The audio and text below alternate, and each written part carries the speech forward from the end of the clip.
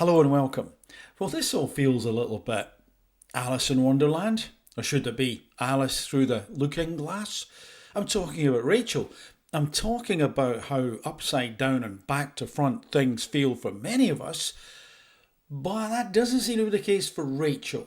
So we're going to listen to what she's got to say, her explanation of things. Before we do that, let us take a trip with the aid of our guide, the Shadow Defence Minister. That trip is to the before times. During the general election, she gave a big speech as part of the campaign and said that Labour had no plans to raise major taxes at all. There were not going to be big tax rises under Labour. They then win the election. They then find this £22 billion black hole. Now, hang on, that was not true. Right, let's talk about this, because I remember at the time, the Financial Times had said to the Treasury, OK, show us the receipts. They'd sent an FOI, and they were never given the... No, they were never given. And I remember actually asking that question at the time, and it did all seem a bit strange. Still does seem a bit strange. Evidence. Correct. And what we do know is that 9 billion of that was caused by a combination of the pay rise for the train drivers who were threatening to strike and also the junior doctors.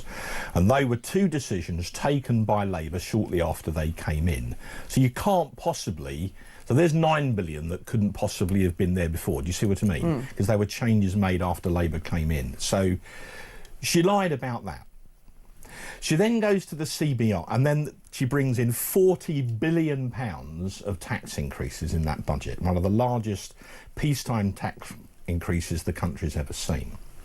A few months later, she goes to the CBI, who are furious, and she assures them this is a one-off. I'm not going to do this again. There won't be another major tax rising budget under me as Chancellor. Can you remember that? Yeah, that's exactly what she said. Now, we're going to cut here to an interview with Laura Kuenssberg. And, I mean, see what you make of this. Do you know when you try and understand a subject, something you're learning, and how important it is to have the right teacher? Could have been at school, could be at uni, could be college, could be in the workplace, of course. Or you are looking at a bit of research and you can't make head nor tail of it. And sometimes, in fact, you've got to critique research papers and choose the ones that actually are well put together and the ones that aren't. And part of a research paper being well put together is your ability to understand it. So, well, yeah, let me allow Rachel to explain for herself, or perhaps rather not to explain. Message was plainly, sorry everyone in the country, there's less than we thought, so I'm going to have to put your taxes up. Yeah. That was not entirely true, was it? Yes. In the spring, I had headroom of £9.9 billion. The OBR numbers show that... So it wasn't a yes or no answer. Although, funnily enough, if you listen to that clip, I think she actually does say no, but I don't know if she means, if she realises she says it. But anyway. It moved around, but in their final pre-measures forecast, it was £4.2 billion. I clearly could not deliver a budget with just £4.2 billion. Why not? Who says? Clearly, you couldn't. What do you mean clearly? What does that mean? This, again, listen to the language. You need to sort of really pay attention to these people, in my opinion. I'm talking to myself here. Maybe to you as well. Because when you just pause and listen to what's said, it is very interesting. Clearly, I couldn't do that. Okay, but did you lie? I'm asking you to address this question directly. Yes. On November the 10th, you told the BBC, sticking to your election promise not to put taxes up would require deep cuts in spending on long-term projects. We know now you'd been told you had an extra £4 billion to play with. It wasn't true to say that, was it? Is she going to say, no, you're right, it wasn't true? Yes, it was a lie. Place your bets now.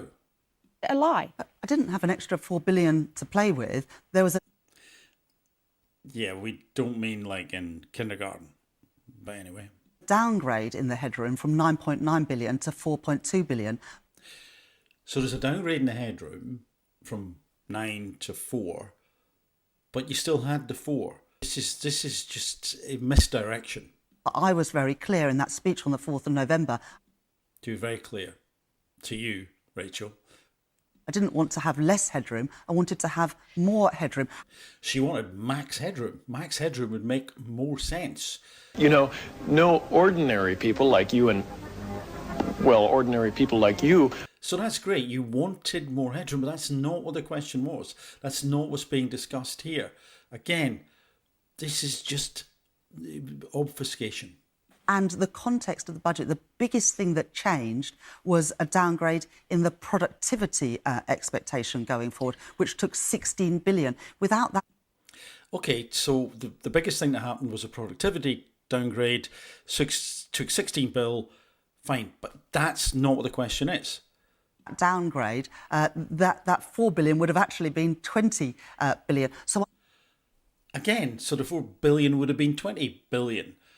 Yeah, I mean, if I bought a house in 1928 for 20 quid, these days that would be 2 million. I mean, dear. I had to ask people to contribute more. In the end, I was able to keep that as low as possible. What does that mean? Compared to what? With freezing the thresholds, freezing the thresholds, but that kind of has the same sort of pain pressure point for a lot of people. Increasing the rates of tax, but I have asked people to pay more by freezing those. Yeah, okay, so she has asked people to pay more. But I believe it was the right thing to do. It was the right thing to do. Because... to be able to protect, particularly that investment into Chancellor, the National Health Service. So she's, again, this is, they're looking for, or she is, like a lot of politicians, the buttons to press to protect the NHS. So I've got to put that in. Okay. Not the question you were asked. Remember, let's just step back. Big deep breath. You said you did these increases and didn't mention the 4.2 billion.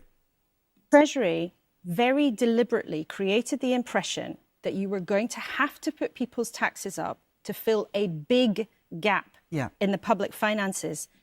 Yeah, she says, yeah. Created impression. Yeah. That simply didn't exist. Now, you put our taxes up by £26 billion, in part to, as you've said, increase that buffer. Mm-hmm. Right.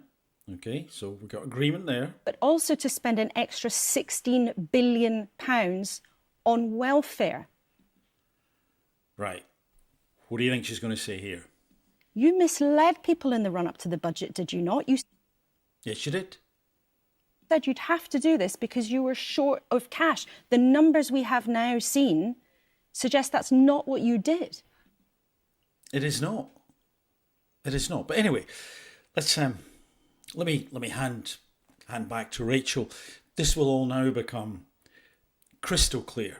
I do not accept that at all. From the school off, I will not take lectures from the likes of you. I do not accept that at all. Fine. Don't accept it. What's that? Facts don't care about your feelings. The OBR numbers themselves, which I agree with. Good, difficult probably for you to disagree. And we knew they were going to be published. Right, yep. I think quite a few people have made that point. You knew they would be published, so what were you doing? But anyway... they are very clear that there was less fiscal space than there was just a few months ago in... Okay, there was less fiscal space now than there was a few months ago. Again, this is almost like a non sequitur. Spring, and we needed not less but more fiscal headroom, and you're always going to need more. But being you able didn't then need to... £26 billion of extra taxes to fill that hole. That's a very good point. Very good question. Ask you again. The Treasury gave the impression that you would have to put our taxes up in order to fill a hole that we know did not exist. And that's it. There you go. I mean, you know, well said, the interviewer. Put taxes up in part to increase the buffer, but also to spend £16 billion on welfare. Was it a lie when you told the country there'd be consequences because there were lower tax receipts? Was it a lie? Yes, it was. No, she's not going to say that, is she? The numbers that you are using shows that Now, this is interesting. So, was it a lie? The numbers that you are using show. Listen to this. headroom, the fiscal space had deteriorated. So the headroom had deteriorated. The numbers you're using show the headroom had deteriorated. No one is saying otherwise. Exactly what those numbers show. That's exactly what they showed. Yes, it is. And your point is? Not by nearly as much as you'd led people to believe. And of course, that didn't include the policy choices that we had made between. So, there is no straight answer here. Listen to this part. And so, of course, those are decisions that were already made. I said when those policies changed just before the summer that we would have to find that money in the. Again, you probably did if you looked at every interview and speech that you made, but that's so vague. You cannot possibly be trying to link that to this.